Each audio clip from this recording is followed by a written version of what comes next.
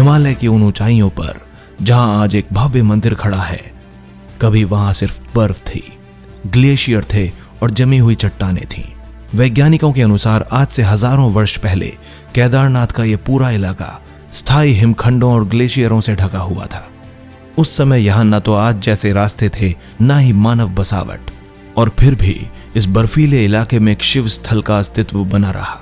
आज समुद्र तल से लगभग 11,755 फीट की ऊंचाई पर जो मंदिर अडिग खड़ा है वो है केदारनाथ मंदिर। केदारनाथ मंदिर उत्तराखंड के रुद्रप्रयाग जिले में स्थित है। यह 4 धाम यात्रा का एक प्रमुख धाम और पंच केदार में सबसे महत्वपूर्ण तीर्थ माना जाता है। इसके चारों ओर ऊंची ऊंची हिमालय की चोटियां, पीछे केदारनाथ पर्वत श्रृंखला और सामने बहती मंदाकिनी नदी। ये स्थान प्रकृति की चरम स्थितियों से घिरा हुआ है। आज भी सर्दियों में भारी हिमपात के कारण यह इलाका कई महीनों तक बर्फ में दबा रहता है। इसी कारण यह मंदिर हर वर्ष केवल अप्रैल या मई से नवंबर तक ही खुलता है। केदार शब्द संस्कृत से आया है, जिसका अर्थ होता है पवित्र भूमि, और नाथ का अर्थ है स्वामी। इस प्रकार केदारनाथ का अर्थ है पवित्र भूमि के स्वामी भगवान शिव। ये मंदिर भगवान शिव के 12 ज्योतिर्लिंगों में से एक है, जिससे इसका धार्मिक महत्व और भी बढ़ जाता है। केदारनाथ से जुड़ी सबसे प्रसिद्ध कथा महाभारत काल से संबंधित है। महाभारत युद्ध के बाद पांडव अपने कर्मों से व्यथित थे। उन्होंने भगवान शिव से क्षमा प्राप्त करने का निश्चय किया, लेकिन भगवान शिव उनसे रुष्ट थे। कहा जाता है कि भगवान शिव हिमालय में छिप गए और बैल का रूप धारण कर लिया। पांडवों ने उन्हें पहचान लिया, तभी शिव धरती में समा गए। मान्यता है कि बैल का कुबड़ केदारनाथ में प्रकट हुआ और शरीर के अन्य भाग अलग अलग स्थानों पर। इसी से बने पंच केदार, केदारनाथ, तुंगनाथ, रुद्रनाथ, मध्य महेश्वर और कल्पेश्वर।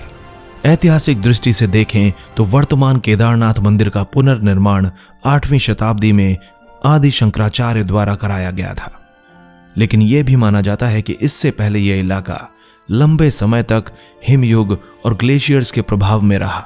जब जलवायु में परिवर्तन हुआ, ग्लेशियर पीछे हटे और यह पवित्र स्थल फिर से प्रकट हुआ। आदि शंकराचार्य ने इस प्राचीन शिव स्थल को संगठित रूप दिया और 4 धाम यात्रा की परंपरा को स्थापित किया। कहा जाता है कि आदि शंकराचार्य ने यही समाधि ली, जो आज भी मंदिर के पीछे स्थित है। केदारनाथ मंदिर की वास्तुकला अपने आप में एक अद्भुत उदाहरण है। यह मंदिर विशाल पत्थरों से बना है।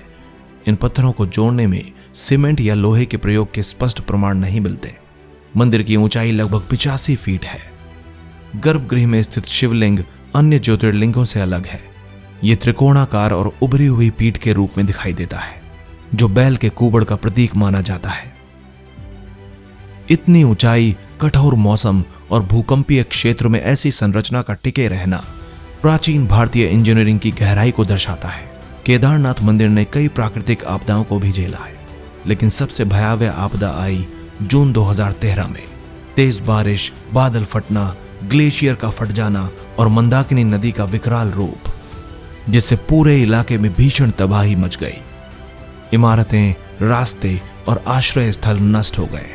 लेकिन इस विनाश के बीच एक तथ्य सबके सामने आया। केदारनाथ मंदिर लगभग सुरक्षित रहा।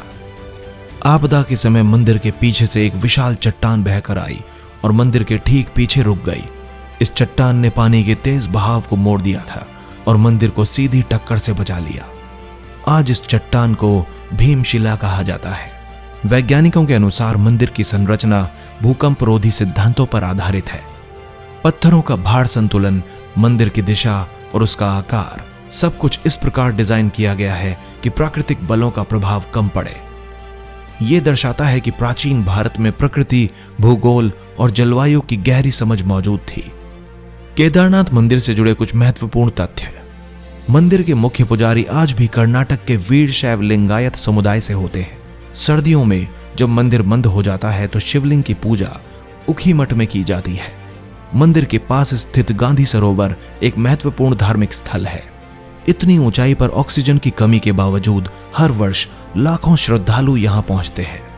केदारनाथ मंदिर केवल आस्था का केंद्र ही नहीं है, यह हिमयुग, जलवायु परिवर्तन, प्राचीन इतिहास और मानव स्थापत्य ज्ञान सबका साक्षी है। एक ऐसा स्थल जो कभी ग्लेशियरों में दबा था और आज भी अपनी दृढ़ता के साथ अडिग खड़ा हुआ है। हिमालय की शांति में स्थित केदारनाथ हमें याद दिलाता है कि प्रकृति बदलती है, समय बदलता है, लेकिन मजबूत नींव पर खड़ा इतिहास सदियों तक जीवित रहता है।